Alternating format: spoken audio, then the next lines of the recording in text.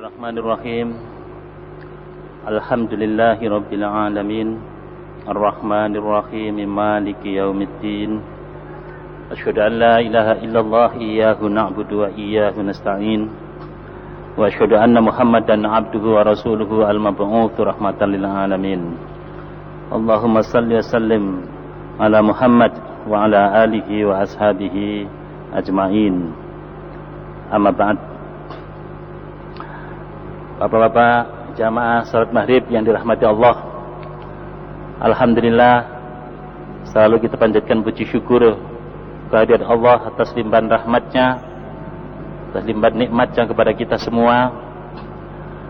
Saat ini kita berada di masjid ini menikmati suasana iman, suasana kejiwaan, suasana batin, suasana keakraban dan persaudaraan, suasana kebersihan dan kesucian hati dan perilaku.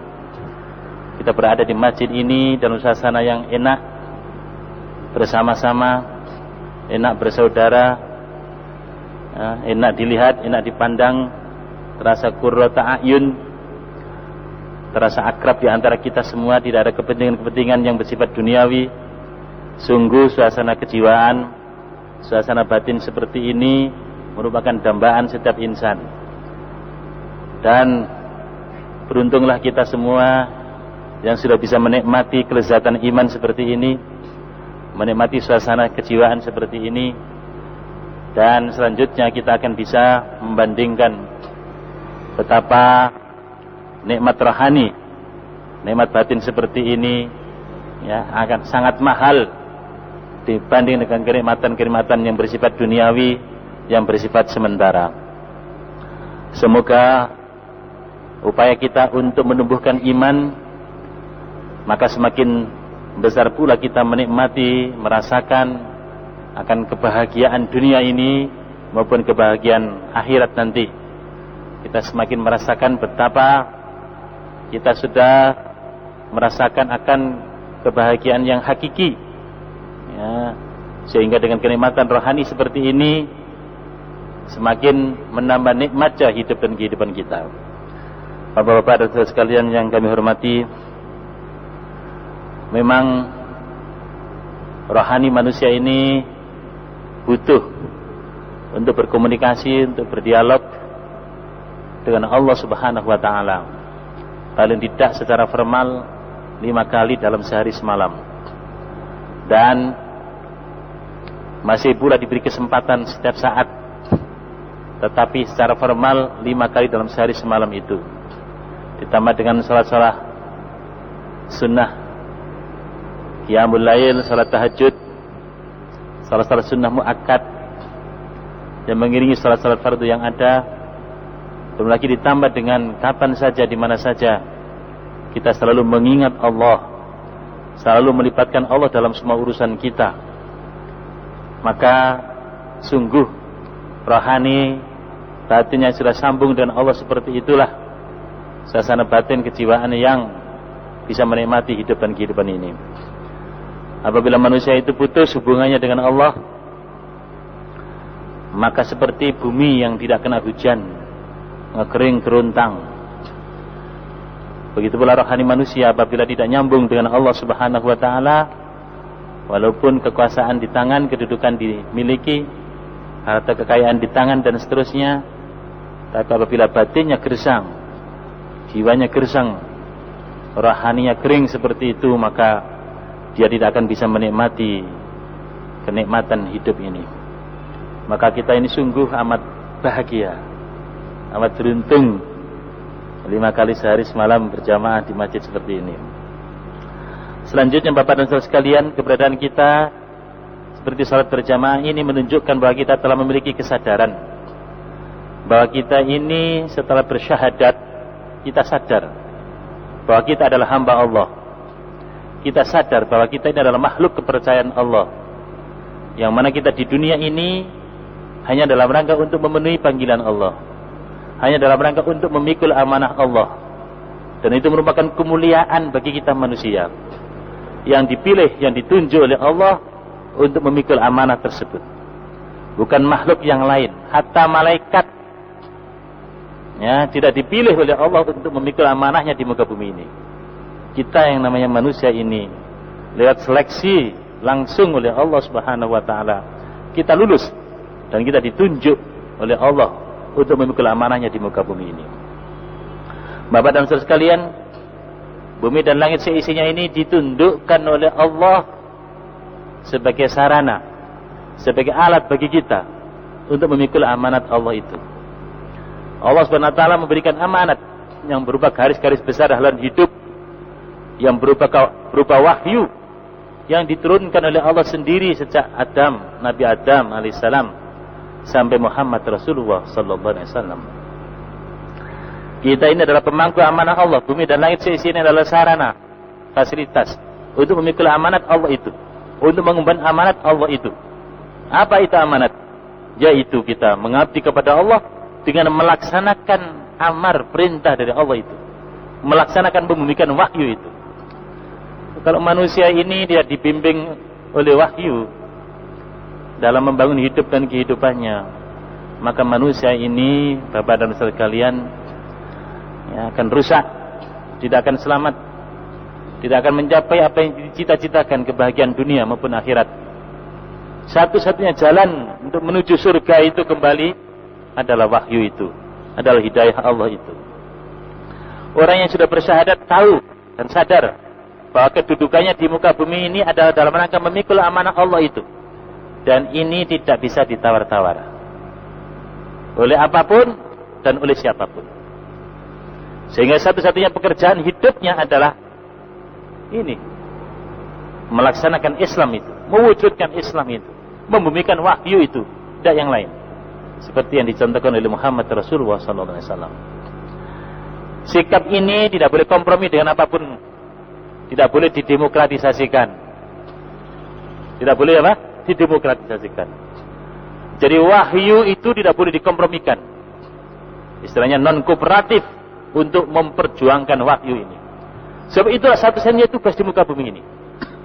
Sebab Allah menciptakan alam semesta, termasuk menciptakan manusia ini, sudah berdasarkan hukum-hukum, ketentuan, ketetapan, dapat kudrat dan iradat, berdasarkan syariat yang diinginkan oleh Allah.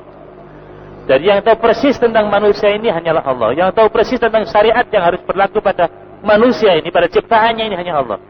Yang tahu persis hukum yang seharusnya berlaku bagi manusia ini, bagi makhluknya adalah Allah. Yang tahu persis hukum-hukum, rumus-rumus, ketentuan dan ketetapan yang pasti berlaku pada ciptaannya ini adalah yang menciptakan. Karena itu orang yang sudah bersyahadat, ya, satu-satunya ketaatan dalam hidup ini hanya diberikan kepada Allah, tidak kepada yang lain. Siapa yang memiliki sekutu dalam memberikan ketaatan di samping Allah kepada yang lain,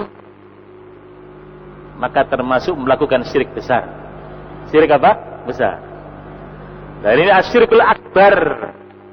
Yang ketiga, kalau yang kemarin ada doa yang pertama. Yang kedua adalah an-niyah, niat. Kalau ada doa kepada selain Allah, bersama Allah, musyrik besar. Nah, kemudian berikutnya adalah niat, motivasi, tujuan. Kalau ada niat, motivasi, tujuan, ya, selain Allah dalam hidupnya, syirik besar. Orangnya musyrik dan melakukan syirik yang besar. Dan yang ketiga adalah ketaatan. Hakikat ketaatan itu hanya kita berikan kepada Allah, tidak kepada yang lain. Kalau kita taat kepada Muhammad Rasulullah adalah dalam rangka taat kepada siapa? Allah Subhanahu wa taala. Kalau kita taat kepada ulil amri adalah dalam rangka taat kepada Allah dan Rasulnya. Karena itu hakikat ketaatan itu hanya kita berikan kepada Allah saja. Nah, Bapak-bapak yang kami hormati, Muhammad Rasulullah SAW ketika memiliki kesadaran akan eksistensi hidup dan kehidupan ini, maka dia mampu mendudukkan dirinya di hadapan Allah. Nah, dirinya di hadapan Allah hanyalah sebagai hambanya. Gitu. Jadi kita manusia ini kalau berhadapan di hadapan Allah, kita adalah hambanya. Kita harus merendahkan diri dengan penuh kepasrahan dan penuh ketaatan. Nah ini. Kita harus merendahkan diri kepada Allah dengan penuh kepasrahan dan ketaatan. Karena kita sebagai hambanya, bukan hamba yang lain. Nah, karena hakikat ketaatan itu hanya kita berikan kepada Allah Subhanahu wa Ta'ala, maka orang yang beriman di dalam mengambil keputusan apa saja, mesti referensinya, marojiknya istilahnya, dasar pengambilan keputusannya adalah Allah yang pertama. Jadi mau berpakaian, mau berkeluarga, mau bermasyarakat, mau ngurusi perusahaan, mau ngurusi negara, maka dasar dalam pengambilan keputusannya adalah yang datang dari Allah Subhanahu wa Ta'ala. Wahyu, Al-Quran. Selanjutnya adalah sunnah Rasulullah. Sehingga orang yang beriman tidak mungkin mendahului Allah dan Rasulnya dalam setiap pengambilan keputusan. Ya ayyuhalladzina amanu la tuqaddimu baina yadayillahi wa rasulihi wattaqullah innallaha samii'un 'aliim. Bapak dan saudara sekalian, orang yang beriman itu dalam mengambil keputusan apa saja, dalam melakukan decision making, membuat keputusan, maka dasarnya adalah apa kata Allah, apa kata Rasulnya. Baru kata-kata yang lain yang tidak bertentangan dengan Allah dan Rasulnya. Itu namanya orang yang beriman. Orang yang sudah bersyahadat dengan dua kalimat syahadat, yaitu tauhidul ibadah dan tauhidul ittiba' wal uswah. Maka sebenarnya komando yang sesungguhnya adalah komando Allah dan Rasulnya. Dan komando-komando yang lain tidak boleh bertentangan dengan Allah dan Rasulnya. Dan harus dalam kerangka mewujudkan komando Allah dan Rasul. Nah, ini. Karena Al-Quran itu bersifat tauqifi. Quran dan Sunnah itu bersifat ittiba, harus diikuti komando. Sikap kita adalah sami'na wa ata'na. Saya dengar dan saya taati. Itu Bapak dan Saudara. Sikap kita kepada wahyu, kepada Al-Quran dan As-Sunnah adalah sami'na wa ata'na. Sehingga ketika Muhammad membawa wahyu, ketika Muhammad menerima wahyu dan membawa wahyu, maka Muhammad tidak pernah kompromi dengan apapun dan siapapun. Malah sebaliknya, apapun dan siapapun harus sesuai dan selaras dengan apa? Wahyu. Tidak boleh wahyu itu disesuaikan dengan situasi dan apa? Kondisi. Ya, malah situasi dan kondisi itu yang harus disesuaikan dengan wahyu, dengan Quran dan Sunnah. Sekarang ini Quran dan Sunnah diakal-akali, disesuaikan dengan selera pribadi, selera keluarga, selera suku, selera bangsa, gitu Pak. Sehingga jadinya ada wahyu ala Gusdur, ala Gusmi, ala Gus-Gus, ya gitu ya. Masa ada wahyu ala dia? Ya wahyu menurut Allah dan Rasulnya, bukan ala yang lain. Inilah yang menyebabkan adanya Islam ini, Islam itu, Islam macam-macam, Islam Indonesia, Islam Malaysia, Islam Arab Saudi, rusak jadinya Islam ini. Ya, inilah Bapak dan Saudara sekalian berbahagia. Karena kita tidak menempatkan Allah pada tempatnya sebagai ilah kita. Dan kita tidak menempatkan diri kita di hadapan Allah dengan benar sebagai hambanya. Ya. Karena kita ini pelaksana tugas. Pelaksana apa? Tugas. Kita itu milik Allah. Diciptakan oleh Allah. Dan tahu rumus untuk yang berlaku bagi ciptaannya hanya Allah. Tidak punya hak untuk menentukan syariat kita ini. Tidak punya hak untuk menentukan hukum atas diri kita.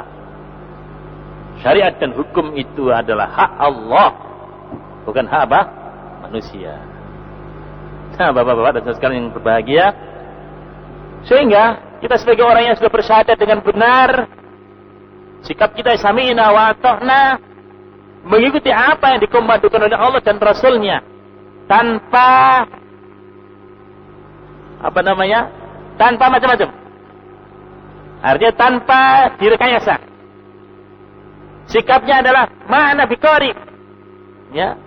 Apa maunya Allah? Itu maunya saya. Apa maunya Rasulullah? Itulah maunya saya. Bukan dibalik. Allah harus sesuai dengan maunya saya. Gitu ya. Rasulullah harus sesuai dengan maunya saya. Allah dan Rasulullah harus sesuai dengan maunya keluarga saya. Allah dan Rasulullah harus sesuai dengan maunya ormas saya. Allah dan Rasulullah harus sesuai dengan maunya bangsa saya. Allah dan Rasulullah harus sesuai dengan maunya pemerintahan saya. Sehingga kadang-kala wahyu itu, Islam itu hanya untuk justifikasi kepentingan si penguasa. Ini tauhid, Bapak dan Ibu. Nah, itu Pak. Dibalik. Allah dan Rasulnya hanya untuk justifikasi keputusan si penguasa. Itu merupakan kedoliman. Syirik besar. Dzulmun adzim. Sungguh merupakan kedoliman yang agung, yang besar. Kalau kita tidak mampu menempatkan Allah pada tempatnya, pada posisinya dan kedudukannya, dan kita tidak mampu menempatkan diri kita pada posisi dan kedudukan yang seharusnya. Nah, kalau kita hanya menghambakan diri kepada Allah saja dalam hidup ini, maka hakikat ketaatan itu kita berikan kepada Allah. Maka sesungguhnya membuat syariat dan hukum bagi hidup dan kehidupan itu adalah hak Allah, bukan hak yang lain. Bapak-bapak dan saudara sekalian yang kami hormati. Sehingga sebenarnya kita ini kalau ingin benar seperti itu, maka semua kegiatan kita ini sudah menunjukkan pelaksanaan maunya Allah dan Rasulnya. Ya. Tidak boleh kita memerintah, menyuruh, menentukan hukum, ketentuan dan ketetapan yang berlaku itu tidak selaras dengan maunya Allah dan Rasulnya. Ya, dan tidak dalam rangka melaksanakan ketentuan Allah dan Rasulnya. Tidak boleh. Sebagai orang yang bersyahadat itu syirik. Ya, itu syirik. Kita memerintah anak kita, istri kita memerintah jamaah kita memerintah organisasi kita memerintah perusahaan kita memerintah rakyat kita adalah dalam rangka melaksanakan amr Allah, dalam rangka menegakkan syariat Allah, bukan menandingi atau mengganti. Wah, luar biasa kalau mengganti, menandingi saja itu syirik besar. Dan bagaimana Pak kehidupan zaman sekarang ini? Masya Allah, sudah sedemikian rupa Pak sekalian.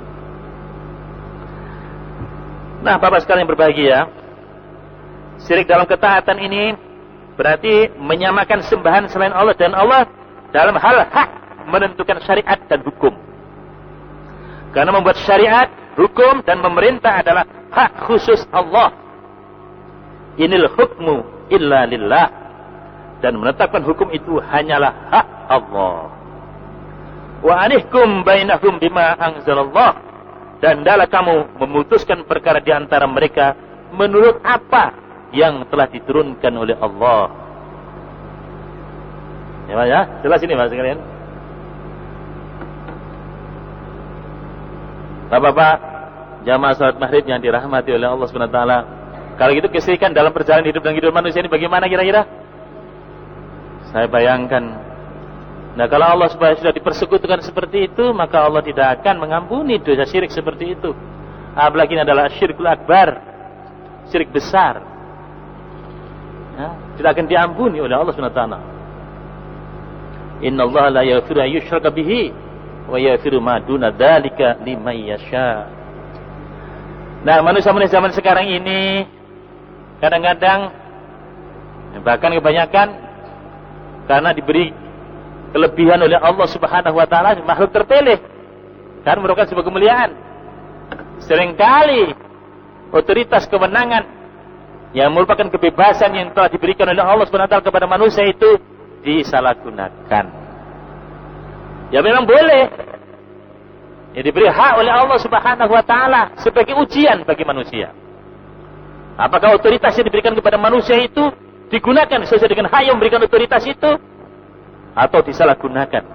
Itulah ujian selama hayat di kandung badan, selama kita berada di dunia ini. Apa kita mau menggunakan otoritas itu, kebebasan itu pada jalur yang benar sesuai dengan hak, sesuai dengan zat yang memberikan otoritas itu, atau sebaliknya otoritas yang ada itu kita lampaui sedemikian rupa sehingga pada saatnya kita tidak mampu bertanggung jawab secara baik. Sebab kalau ada otoritas, ada responsibilitas. Kita ini diberi kebebasan oleh Allah SWT dan pada saatnya menanggung akibat implikasi daripada kebebasan yang diberikan itu. Diberikan kebebasan untuk mengambil keputusan, tapi kita bertanggung jawab terhadap apa? Keputusan yang kita ambil. Nah, Allah SWT memberikan petunjuk kepada kita semuanya supaya kita itu tidak salah langkah, tidak salah dalam mengambil keputusan dalam hidup dan kehidupan ini.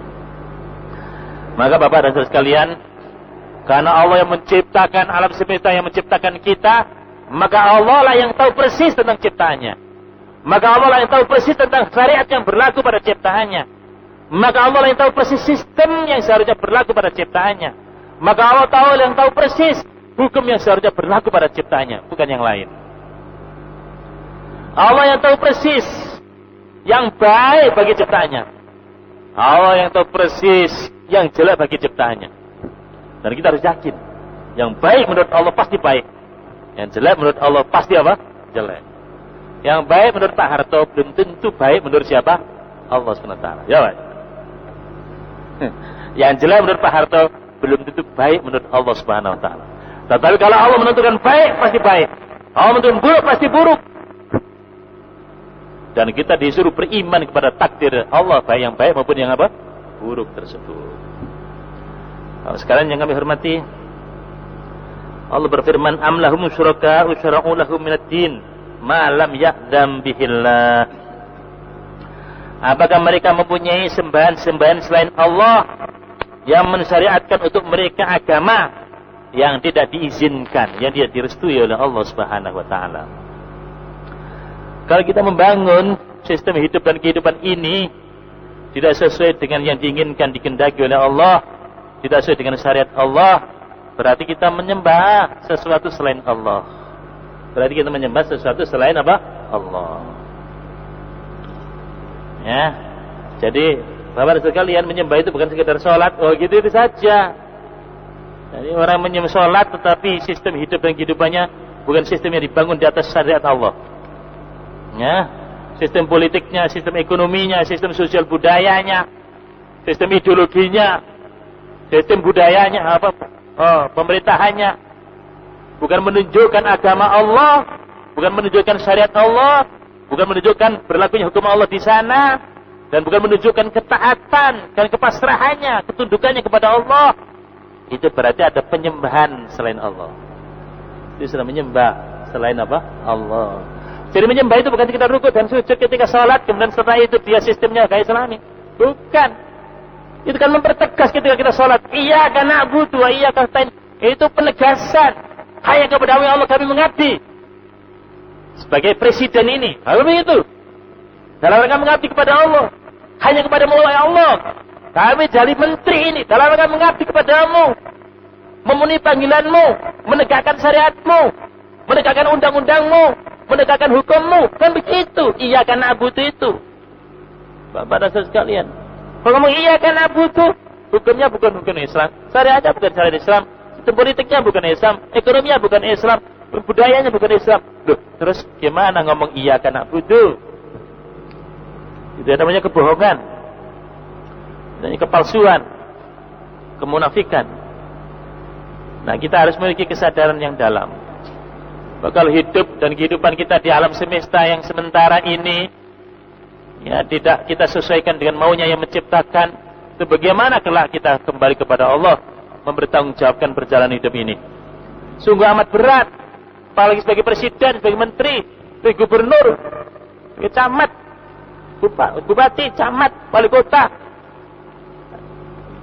ya, lurah, RW, RT, kepala rumah tangga, sebagai pemimpin perusahaan. Gimana nanti pertanggungjawaban kita kepada Allah Subhanahu wa taala? Nah, karena hidup itu hanya sekali dan kembalinya kita kepada Allah, pertanggungjawaban yang sesungguhnya juga hanya kepada Allah, tidak kepada yang lain. Ya, jangan main-main lagi lah hidup di dunia ini. Sebagai apa saja, apalagi sebagai presiden, jangan main-main lagi lah. Sebab implikasinya sangat besar. Kalau presidennya salah dalam mengambil keputusan, tidak sesuai dengan mau Allah dan Rasulnya, rakyat se-Indonesia kalau presiden Indonesia. Ya, beban berat dosanya. Bukan segala gajinya besar. Tanggung jawabnya yang sangat besar. Karena itulah maka kepemimpinan dalam Islam itu tidak mungkin ambisius. Tidak mungkin ambisius. Rame-rame ingin jadi presiden, jadi gubernur. Pilih aku. Berarti ada kepentingan, itu nafsu ikut berbicara di sana. Beda dengan Islam. Ya, itu adalah amanat yang sangat berat yang ditakuti. Tetapi apabila sudah dipilih, ya, maka itu amanat yang harus dipertanggungjawabkan. Nah, Bapak beda itu antara Islam dan apa? Bukan Islam itu. Sehingga nanti bisa enak melihat satu pemimpinnya, enak dilihat, enak dipandang mata, menyejukkan hati, memiliki tanggung jawab yang besar karena ingin mendapatkan keridhaan Allah. Rakyatnya juga begitu. Ya, enak dipandang sebagai rakyat yang taat pada Allah dan Rasulnya, bukan taat pada pemimpinnya. Ya, tapi tidak taat, bukan dalam rangka hanya taat kepada pemimpinnya, dalam rangka tidak taat kepada Allah dan Rasulnya, tidak seperti itu. Tapi dia taat kepada pemimpinnya karena dalam rangka taat kepada Allah dan apa? Rasulnya. Nah itu. Nah, Bapak sekalian yang kami hormati. Jadi jangan sampai ada sekutu bagi Allah dalam membuat syariat, dalam membuatkan din sistem hidup dan kehidupan ini. Ya, jangan sampai ada sekutu. Yang berhak untuk membuat syariat adalah Allah Subhanahu wa taala dan tidak boleh ada tandingan. Kalau ada tandingan yang membuat syariat hukum, yang memberikan sistem yang tidak berdasarkan syariat Allah, maka berarti kita menyembah. Kalau toh menyembah Allah juga, maka ini mempersekutukan Allah dalam penyembahannya kepada Allah Subhanahu wa taala. Allah berfirman, "Ittakhadhu ahbarahum wa ruhbanahum arbaban min dunillah wal masih ibn Maryam wa ma umiru illa liya'budu ilaha wahida la ilaha illahu subhanahu amma yusyrikun." Mereka menjadikan orang-orang alimnya dan rahib-rahib mereka, pendeta-pendeta dan pastor mereka, sebagai Tuhan selain Allah. Dan mereka juga mempertuhankan Al-Masih putra Maryam. Padahal mereka hanya disuruh menyembah Tuhan yang Maha Esa. Tidak ada Tuhan yang berhak disembah selain Dia. Maha suci Allah dari apa yang mereka persekutukan. Itu bagaimana orang-orang Nasara, orang-orang Kristen, kalau dikatakan menyembah rahib-rahib mereka, menyembah pendeta-pendeta mereka, apakah mereka disembah seperti menyembah patung begitu? Tidak. Menyembah rahib dalam ayat terakhir ini ditafsirkan oleh Rasulullah Muhammad SAW sebagai ketaatan terhadap penghalalan yang haram dan pengharaman yang halal yang dilakukan oleh rahib-rahib mereka itu. Jadi kalau rahib-rahib mereka menentukan halal dan haram, ya, malah menghalalkan yang haram yang diharamkan oleh Allah, mengharamkan yang telah dihalalkan oleh Allah, berarti dia merupakan arbab, ya, Tuhan-Tuhan yang disembah, ya, selain Allah, yang bersama Allah. Jadi barang siapa yang mengklaim adanya hak bagi seseorang untuk membuat syariat selain Allah, maka dia telah kafir terhadap apa yang diturunkan dari sisi Allah Subhanahu wa taala. Dan itu Allah berfirman, "Wa man lam yahkum bima anzalallah fa ulaika humul kafirun." Dan barang siapa yang tidak memutuskan menurut apa yang telah diturunkan Allah, maka mereka itu adalah orang-orang kafir. Jadi memerintah dan melarang adalah hak Allah semata. Jadi Bapak sekalian yang kami hormati, ini penting sekali untuk dihayati, supaya kita itu tidak menjadikan diri kita sebagai Tuhan dan baru, untuk memerintah kepada anak-anak kita sesuai dengan selera nafsu kita, untuk memerintah kepada keluarga kita sesuai dengan selera nafsu kita, untuk memerintah anak buah kita di perusahaan sesuai dengan selera nafsu kita, ya, untuk memerintah masyarakat ini sesuai dengan selera nafsu kita, sesuai dengan kepentingan-kepentingan kita, maka bukanlah kebaikan, bukanlah rahmat Allah yang akan tercurah, tapi sebaliknya adalah laknat Allah Subhanahu wa taala. Ala lahul khalq wal amr. Ingatlah, menciptakan dan memerintah hanyalah hak Allah Subhanahu wa taala. Nah, ini bahas sekalian berbahagia. Jadi ini dipertegaskan memang seperti itu. Memang seperti itu. Jadi memerintah adalah hak Allah, bukan hak yang lain, karena Dia menciptakan kita. Perintah syariat yang mencakup perintah untuk melakukan sesuatu maupun perintah untuk meninggalkan sesuatu. Itu adalah al-amr. Ya, yaitu melakukan perintah Allah atau meninggalkan apa? Larangan Allah. Itu adalah perintah Allah Subhanahu wa taala. Dan di sini adalah hak Allah. Allah lahu. Nah, ini jar majrur didahulukan. Ya, menjadi khabar yang didahulukan. Itu adalah dalam rangka untuk menetapkan kekhususan hanya. No, itu. Ala lahul khalqu wal amr. Ingatlah bahwa hanya milik Dia, hanya hak Dia, hanya hak Allah menciptakan itu. Begitu pula memerintah itu. Bukan hak yang lain. Bukan hak yang lain. Karena itulah maka hak untuk menetapkan syariat dan hukum itu hanya di tangan Allah Subhanahu wa taala. Allah berfirman, "Afa hukmal jahiliyyati yabghun wa man ahsanu minallahi hukman liqaumin yuqinun." Apakah hukum jahiliyah yang mereka kehendaki? Dan hukum siapakah yang lebih baik daripada hukum Allah bagi orang-orang yang meyakini? Dalam ayat ini Allah menjelaskan bahwa bertahkim kepada hukum selain hukum Allah adalah berarti bertahkim kepada hukum jahiliyah. Jadi bertahkim berhukum kepada selain hukum Allah berarti dia telah bertahkim kepada hukum jahiliyah. Allah juga menegaskan bahwa tak ada hukum yang lebih baik daripada dan lebih utama daripada hukum Allah Subhanahu wa taala. Nah, Bapak sekalian berbahagia, hal-hal yang seperti ini menunjukkan bahwa orang yang beriman itu tidak pernah mengecilkan Allah, mengkerdilkan Allah. Sikapnya selalu membesarkan Allah, mengagungkan Allah. Seperti sikap dalam gerakan salat, Allahu Akbar. Wa rabbaka fakabbir. Ya. Di antaranya adalah membangun hidup dan kehidupannya dengan syariat Allah, dengan hukum Allah. Itu menunjukkan mengagungkan siapa? Allah Subhanahu wa taala. Nah, kalau orang itu tidak mau mentaati hukum Allah, ya, syariat Allah tidak dijalankan, itu berarti menghinakan, merendahkan siapa? Allah Subhanahu wa taala. Sebaliknya, Allah berfirman, "Alam tara ilal ladzina yaz'umuna annahum amanu bima unzila ilaika wa ma unzila min qablika yuriduna yatahakamu ila at-taghut wa qad umiru an yakfuru bih wa yuridu asy-syaitanu an yudillahum dhalalan ba'ida." Apakah kamu tidak memperhatikan orang-orang yang mengaku dirinya telah beriman kepada apa yang telah diturunkan kepadamu dan kepada apa yang telah diturunkan sebelum kamu? Mereka hendak bertahkim kepada tauhid, padahal mereka telah diperintah mengingkari tauhid itu. Dan setan memang bermaksud menyesatkan mereka dengan penyesatan yang sejauh-jauhnya. Bapak-bapak dan saudara sekalian yang kami hormati, ya, kita lihat realitas kehidupan kemanusiaan di muka bumi ini. Memang semuanya itu sudah dikuasai oleh iblis dan apa? Setan, anak cucunya ini.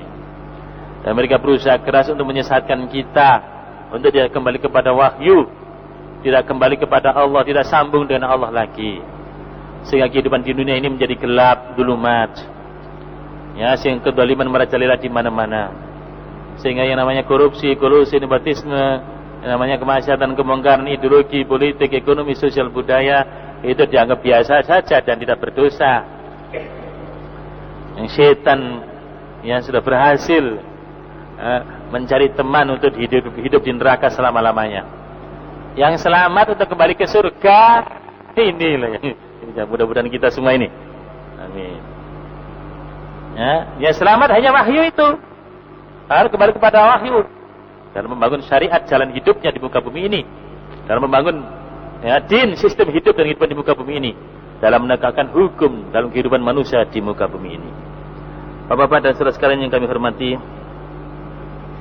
dalam ayat ini Allah menyebut orang-orang yang berhukum dengan selain hukum Allah sebagai tauhid, yaitu sesuatu selain Allah yang disembah, diikuti dan ditaati. Karena itu Allah menyuruh manusia kafir ingkar kepada tauhid dengan jalan meyakini bahwa tak ada hukum dan hakim kecuali hukum Allah dan Rasulnya, dan bahwa berhukum kepada tauhid adalah perbuatan yang dicintai setan dan merupakan kesesatan yang besar. Nah, ini penting sekali untuk kita pahami. Ayat ini turun ketika dua orang laki-laki saling bertengkar. Yang satu berkata, mari kita bertahkim kepada Rasulullah. Yang satu lagi mengatakan, kita bertahkim saja kepada Ka'ab bin Ashraf. Akhirnya mereka bertahkim kepada Umar bin Khattab. Lalu salah seorang mereka mengisahkan masalah itu kepada Umar. Kemudian Umar bertanya kepada laki-laki yang tidak mau bertahkim kepada Rasulullah itu, benarkah itu? Laki-laki itu menjawab benar. Maka Umar memenggal lehernya dengan pedang hingga tewas. Jadi bahwa sekalian berbahagia, ya, sebagai konsekuensi orang yang bersyahadat dengan kalimat la ilaha illallah dan Muhammad Rasulullah, tidak akan main-main ya kepada Allah dan apa? Rasul. Wah, ada orang main-main, Pak. Kalau usah pada Rasulullah, kepada Umar saja. Bayangkan itu. Ya. Iya, mungkin itu dianggap masih sahabat Rasulullah lah. Dipenggal oleh Umar bin Khattab. Gara-gara tidak mau bertakim kepada Rasulullah Muhammad sallallahu alaihi wasallam. As-Sa'bi berkata, terjadi pertengkaran antara seorang munafik dengan seorang Yahudi. Lalu si Yahudi berkata, kita bertakim kepada Muhammad karena dia tidak menerima sogok dan tidak subjektif dalam menetapkan hukum. Si munafik berkata, kita bertakim saja kepada orang Yahudi karena mereka mudah menerima sogok dan subjektif dalam menetapkan hukum. Tapi kemudian mereka sepakat bertakim kepada seorang dukun di Juhaina. Maka turunlah ayat tersebut. Kedua peristiwa tersebut sebenarnya tidak saling bertentangan. Sebab maksudnya adalah bahwa ayat ini memang turun dalam peristiwa semacam itu. Bagian yang menjadi landasan dalil dalam kedua peristiwa itu adalah bahwa tak ada hukum kecuali hukum Allah dan Rasulnya. Dan bahwa semua hukum yang bertentangan dengannya adalah batil secara prinsip dan secara aplikasi pelaksanaan dalam kehidupan ini. Bapak-bapak sekalian yang kami hormati, ini menjelaskan tentang hakikat ketaatan itu hanya di tangan siapa? Allah Subhanahu wa taala. Kalau kita taat kepada Rasulullah adalah dalam rangka ketaatan kita kepada Allah Subhanahu wa taala. Dan itulah contoh ketaatan yang diridhai oleh Allah Subhanahu wa taala dan diperintahkan oleh Allah Subhanahu wa taala untuk kita ikuti. Karena itulah taat yang benar yang ditunjukkan oleh Muhammad Rasulullah sallallahu alaihi wasallam. Karena itu syahadatan ini tidak boleh pisah-pisahkan. Sedangkan taat kepada ulil amri itu adalah dalam rangka taat kepada Allah dan Rasulnya. Apabila bertentangan dengan Allah dan Rasulnya, maka harus kita kembalikan kepada Allah dan apa? Rasulnya. Demikianlah sikap orang yang beriman di dalam membangun hidup dan kehidupannya, di dalam mengatur kehidupan dirinya, keluarganya dan masyarakatnya. Dalam bidang apa saja harus seperti itu. Apabila kita sudah memahami syahadat secara benar, apabila kita tidak ingin kesyirikan itu menjangkiti keimanan kita. Demikian, kita ada dialog atau yang ditanyakan oleh Bapak sekalian. Mari.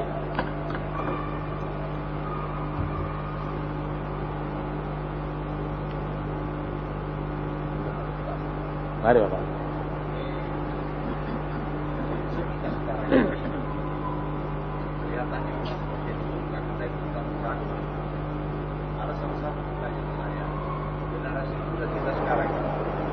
Kelihatannya kurang memahami sejarah perjuangan Islam di Indonesia.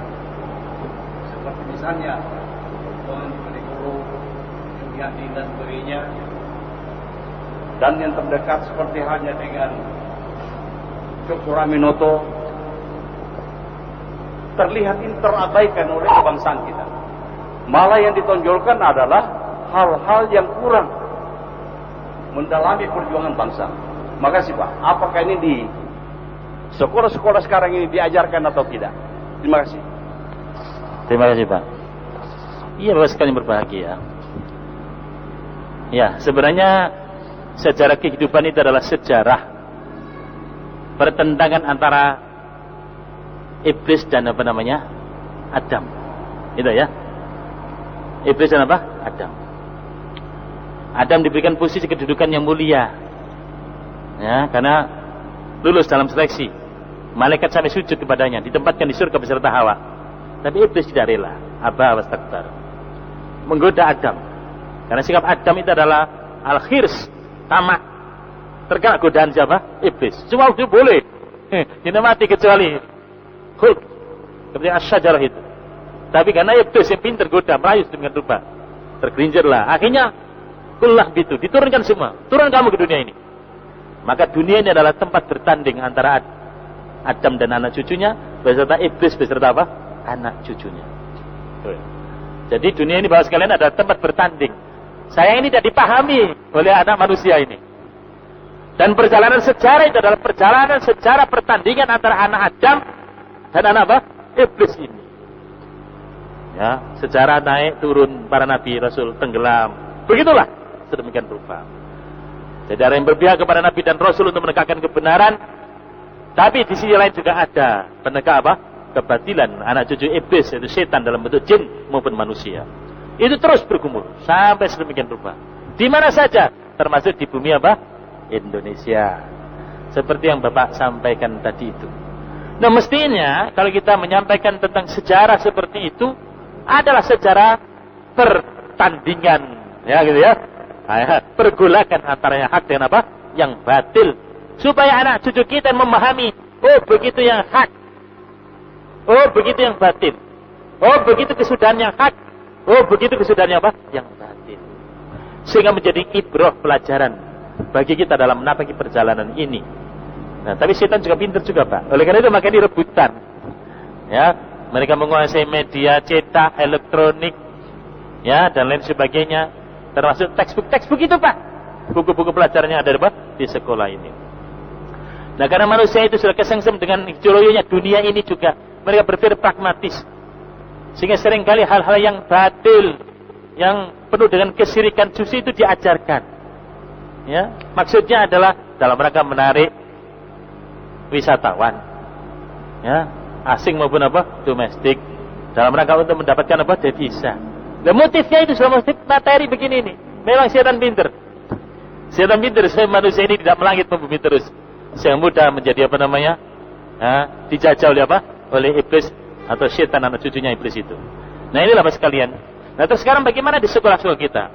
Nah, mestinya sekolah-sekolah Islam, sekolah yang sadar bahwa lembaganya didirikan dalam rangka menyampaikan kebenaran dan sekaligus juga menyampaikan bagaimana akibat kebatilan yang ada. Nah, mestinya diorientasikan sedemikian rupa bahwa secara normatif itu begitu, sejarah itu begitu, dan perjalanan kita di bumi mana saja termasuk di Indonesia itu begitu, sehingga sejarah kebenaran ditunjukkan. Bagaimana Cokroaminoto dulu, bagaimana Imam Bonjol, bagaimana Diponegoro, bagaimana wali-wali yang ada di Indonesia dalam menegakkan kebenaran. Mestinya begitu disampaikan. Ya, apalagi perjalanan para nabi dan apa? Rasul, ya, para sahabat-sahabat Nabi, Khulafaur Rasyidin, Bani Umayyah, Abbasiyah, ketika membawa Islam menjadi din dalam hidup dan kehidupan ini, menjadi sistem hidup dan kehidupan pada saat itu, menjadi syariat dalam kehidupan itu, menegakkan hukum pada saat itu, sehingga keadilan dapat ditegakkan, sehingga kedamaian dapat diwujudkan, sehingga kesejahteraan kemasyarakatan dapat diwujudkan, sehingga kehidupan penuh rahmat dapat diwujudkan pada saat itu. Nah, itu mestinya menjadi ibrah, sehingga anak kita tidak tertarik yang batil-batil begitu, Pak. Tidak tertarik contoh-contoh seperti Fir'aun yang tenggelam, Namrud yang kan begitu lah sekalian.